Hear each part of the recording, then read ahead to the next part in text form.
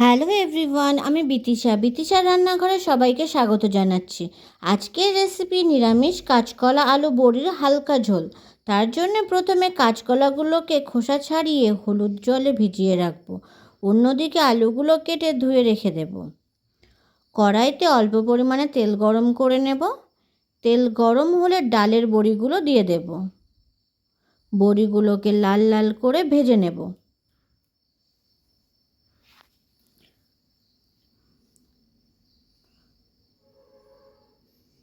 বড়ি লাল লাল করে ভাজা হলে তুলে নেব।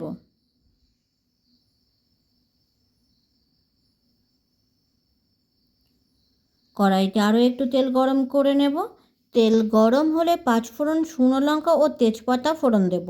ফোড়ন ভাজা হলে দেব কাঁচকলা ও আলু টুকরোগুলো।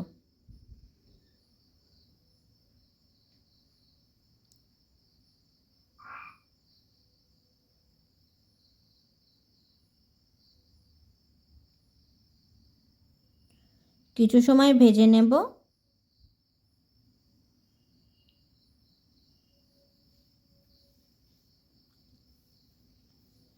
তিন চার মিনিট ভেজে নেবার পর দেব পরিমাণ মতো লবণ ও পরিমাণ মতো হলুদ গুঁড়ো। লবণ হলুদ আলু কাঁচকলার সাথে মিশিয়ে নেব।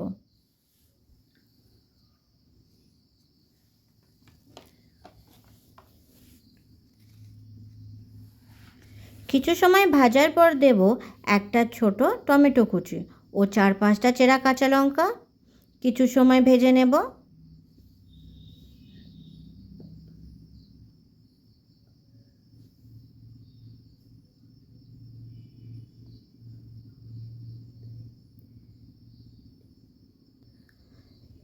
টমেটো গলে গেছে, কাঁচা লঙ্কাও ভাজা হয়ে গেছে। এরপর দিয়ে দেব 1/2 চামচ জিরে গুঁড়ো, 1/2 চামচ ধনে গুঁড়ো, 1/2 চামচ মরিচ গুঁড়ো।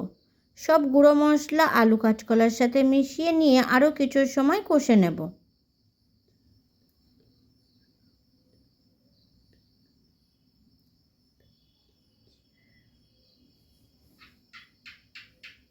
মশলা ভালোভাবে কষা হয়ে গেলে দিয়ে দেব পরিমাণ মতো জল।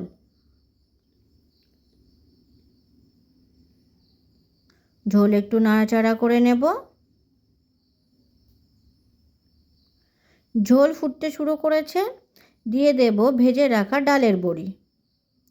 যেহেতু আমরা ডালের বড়িগুলো সিদ্ধ হতে একটু বেশি সময় লাগে, সেই জন্যে বড়িগুলো ঝোল ফুটে ওঠার সাথে সাথে দিলাম। একটু নাড়াচাড়া করে সিদ্ধ হবার জন্য ঢাকা দিয়ে দিলাম। বেশ কিছু সময় ফোটার পর ঢাকা খুলে নেব। দেখে নেব আলু কাঁচকলা সিদ্ধ হয়েছে কি না। আলু কাঁচকলা সিদ্ধ হয়ে গেছে।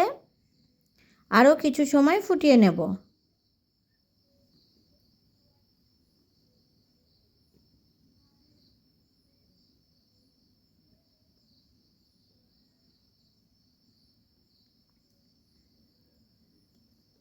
দিয়ে দেব গরম মশলার গুঁড়ো। গরম মশলার গুঁড়ো ভালোভাবে ঝোলের সাথে মিশিয়ে নেব। তৈরি হয়ে গেছে আমাদের নিরামিষ কাঁচকলা আলু বড়ির হালকা ঝোল। ভিডিওটি কেমন হয়েছে অবশ্যই কমেন্ট করে জানাবেন। আর ভিডিওটি যদি আপনাদের ভালো লেগে থাকে তাহলে চ্যানেলটিকে সাবস্ক্রাইব করতে একদম ভুলবেন না। ধন্যবাদ।